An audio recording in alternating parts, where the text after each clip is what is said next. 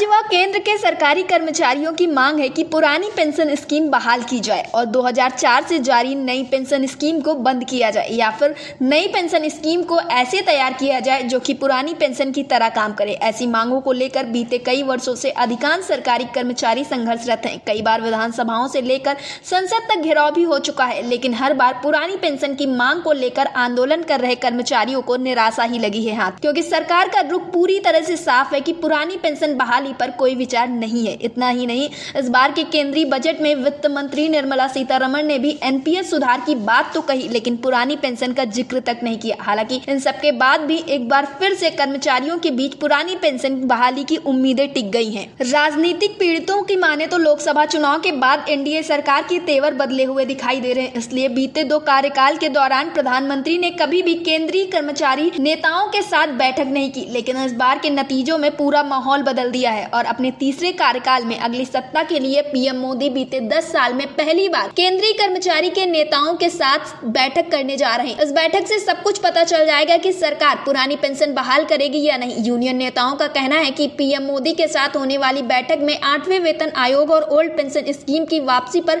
कुछ न कुछ क्लियर हो जाने की आशा है। बैठक में पुरानी पेंशन योजना को बहाल करने का सबसे ज्यादा जोर रहेगा। लेकिन जेसीएम के साथ होने वाले बैठक में जेसीएम के घटक अखिल भारतीय रक्षा कर्मचारी महासंघ ने अपना स्टैंड भी साफ किया है। उन्होंने कहा है कि एनपीएस पर ही वार्ता करनी है तो सरकार के साथ बैठक का हम बहिष्कार करेंगे। अखिल भारतीय रक्षा कर्मचारी महासंघ के महासचिव सी श्री कुमार के मुताबिक उनका संगठन प्रधानमंत्री के साथ होने वाली बैठक में हिस्सा नहीं लेगा। वजह बैठक में ओपीएस पर नहीं बल्कि एनपीएस पर ही बातचीत होगी। एआईडीईएफ ने पहले ही कह दिया है कि उसे एनपीएस में सुधार मंजूर नहीं है। फिलहाल आपको बता दें, यह बैठक पीएम आवास पर बुलाई गई है। इस बैठक के पहले जेसीएम के सदस्यों के बीच तालमेल का अभाव साफ नजर आ रहा है। रेलवे के बाद केंद्र में दूसरे सबसे बड़े कर्मचारी संगठन अखिल भारतीय रक्षा कर्मचारी महासंघ ने प्रधानमंत्री की इस बैठक का बहिष्कार कर दिया है। एआईडीएफ के पदाधिकारियों का कहना है कि उन्हें ओपीएस के अलावा कुछ भी मंजूर नहीं है। केंद्र सरकार संसद में कह चुकी है कि पुरानी पेंशन योजना उसके विचाराधीन भी नहीं है। अटल टीवी की टीम ने इस मुद्दे पर अटेवा के राष्ट्रीय अध्यक्ष विजय कुमार बंधु से टेलीफोनिक वार्ता की। उन्होंने क्या कुछ कहा, आप भी सुनिए।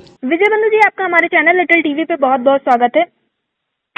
जी बहुत बहुत धन्यवाद आपका। जेसीएम के घटक अखिल भारतीय रक्षा कर्मचारी महासंघ ने अपना स्टैंड साफ किया। उनका कहना है कि एनपीएस पर वार्ता नहीं करनी है तो सरकार के साथ हम बैठक नहीं करेंगे। तो इस पर आपका क्या कहना है?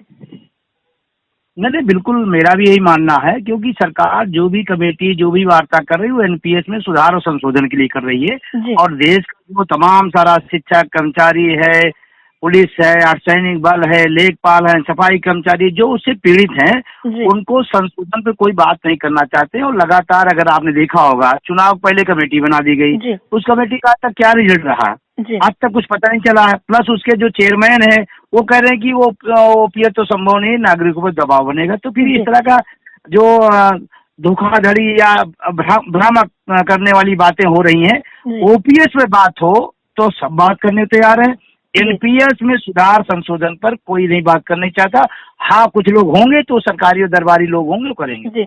विजय बंधु जी, ऐसा भी देखा गया है कि अपने पहले और दूसरे कार्यकाल में प्रधानमंत्री मोदी ने ऐसा कुछ नहीं किया और तीसरे कार्यकाल में जब वोट फॉर ओपीएस जैसे प्रोग्राम चले और इसका रिजल्ट भी देखने को मिला, उसके बाद अचानक से ये मीटिंग बुला ली जाती है। तो इस पर आपका क्या कहना है?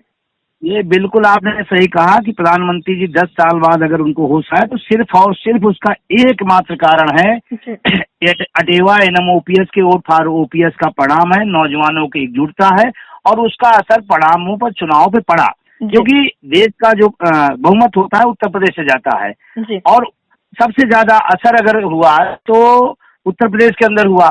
और उनको पता है कि अगर हमें कोई बहुमत से दूर किया है तो उत्तर प्रदेश ने दूर किया है। और तमाम राज्यों ने भी अपने अपने परिणाम दिए हैं, अच्छे परिणाम दिए हैं। लेकिन वोट फॉर ओपीएस जो ऑल ओवर पूरा इंडिया चलाया गया, उसका असर रहा और इसका पूरा श्रेय अटेवा एनएमओपीएस, उनके सहयोगी संगठनों, उनके साथियों को जाता है। जी, केंद्र सरकार संसद में ये भी कह चुकी है कि पुरानी पेंशन योजना उसके विचाराधीन नहीं है और बजट पेश करने के दौरान वित्त मंत्री निर्मला सीतारमण ने तो ओपीएस का जिक्र तक ही नहीं किया था। उनका भी यही कहना था कि एनपीएस को सुधार किया जाएगा। एनपीएस पे लगातार वो बात करती आई हैं। इतना संवेदनहीन सरकार कभी कोई नहीं रही है। पता नहीं इनको क्या पूर्वाग्रह हो गया है शिक्षकों, कर्मचारियों, अधिकारियों से जबकि सारा कुछ डाटा, सारा विकास का आंकड़ा उन्हीं के हाथ से लेकर के सदन में पढ़ते हैं और उन्हीं से इतनी नफरत हो गई है। ये किसी भी सरकार की अच्छी बात नहीं, क्योंकि मैं बार बार कहा हूँ, हम सरकारी कर्मचारी, सरकार का आंख नाक कान होता है। आप उससे तो बहुत सारा अपेक्षा रखते हैं, उससे बहुत सारी आप काम चाहते हैं, लेकिन उसके भी जीवन के जो तमाम सारे विषय हैं, पुरानी पेंशन है, जो आउटसोर्सिंग संविदा का आप बढ़ाते जा रहे हैं, सरकारी संस्थाओं नौकरियों को खत्म कर, उसकी समस्याओं को तो सुनिए ना आप सुनने तो आ रहे हैं। अब जब पूरा देश ओपीएस मांग रहा है तो एनपीएस में संशोधन की बात कैसे आ रही है, क्यों आ रही है? और वो लोग कह रहे हैं, मुझे तो बड़ा दुख होता है कि ये बात वो कह रहे हैं जो खुद पेंशन लेते हैं, जबकि उनको पेंशन नहीं लेना चाहिए, लेकिन पेंशन लेते हैं। तो ये दोहरी बातें और दोहरी ढंग की बातें और भ्रामिका, और इसका जो वार्ता का लब्बो लुआब है, मैं जो समझ पा रहा हूँ वो इतने हैं कि महाराष्ट्र में, हरियाणा में घोषित हो गया, महाराष्ट्र में जल्दी घोषित हो जाएगा चुनाव, और दोनों राज्यों में वो एनएमओपीएस के बैनर करे, हमारे सहयोगी साथियों द्वारा तमाम सारे लगातार प्रोग्राम दिया जा रहा है। और इनको रिजल्ट पता है कि हरियाणा में ओपीएस, महाराष्ट्र में ओपीएस जीतने जा रही है, उसी को लेकर के इन्होंने अपना जो भ्रामक चीजें पैदा की। जी, हाल ही में एक खबर निकल कर आई है, नीति आयोग के वर्किंग पेपर से एक बहुत बड़ा खुलासा हुआ है, जिसमें वेतन भत्ते वाले 10 देशों में सिर्फ सांसदों और विधायकों का वेतन बढ़ा है, और दूसरी तरफ जो कर्मचारी हैं ओपीएस के, वो लगातार ये सरकार से कह रहे हैं कि उनकी ओपीएस को बहाल किया जाए, लेकिन एक तरफ सांसदों और विधायकों का वेतन बढ़ता चला जा रहा है, और कर्मचारियों को अगर अपनी कोई मांग मनवानी हो तो उनको इसके लिए प्रदर्शन करना पड़ता है। इस पर आप क्या कहेंगे? देखिए, यही दोहरापन है, यही छद्म राष्ट्रवाद है। देश का अर्धसैनिक बल पेंशन नहीं पाएगा और आप अपने वेतन भत्ते बढ़ा जाते हैं और हमको आप राष्ट्रवाद का ज्ञान देंगे, इससे ज्यादा धोखाधड़ी वाली बात नहीं है। और इसी में आपकी नैतिकता और आपकी जो बात कही जाती है कि भार है, आप अपने लिए बढ़ते वेतन बढ़ा लीजिए। अभी तो सवाल एक राज्य में ऐसा आया कि कहा नहीं, अब सदन में प्रस्ताव लाने की भी जरूरत नहीं है, अब तो ऑटोमेटिक वो सिस्टम बना दिया जाएगा, वो बढ़ता रहेगा। मतलब आपके लिए न कोई कमेटी है, न कोई बैठक है, न विचार है, आपकी जितनी मर्जी हो, जब मर्जी हो, स्वयं का वेतन स्वयं से बढ़ाना, स्वयं का भत्ता स्वयं से बढ़ाना, और दूसरे की बात आए तो आप नैतिकता की बात, अर्थशास्त्र की बात और पता नहीं क्या क्या बातें होती रहती है। इसी से इस सरकार का जो असली है कि इनका नकाब क्या है, ये बहुत महत्वपूर्ण है। अपने लिए सब है, दूसरों के लिए कुछ नहीं है। ये सख्त कर्मचारी विरोधी सरकार है और लगातार इसने वो प्रूफ भी किया है। जी, विजय बंधु जी, अटल टीवी से जुड़ने के लिए बहुत बहुत धन्यवाद। आपका भी शुक्रिया।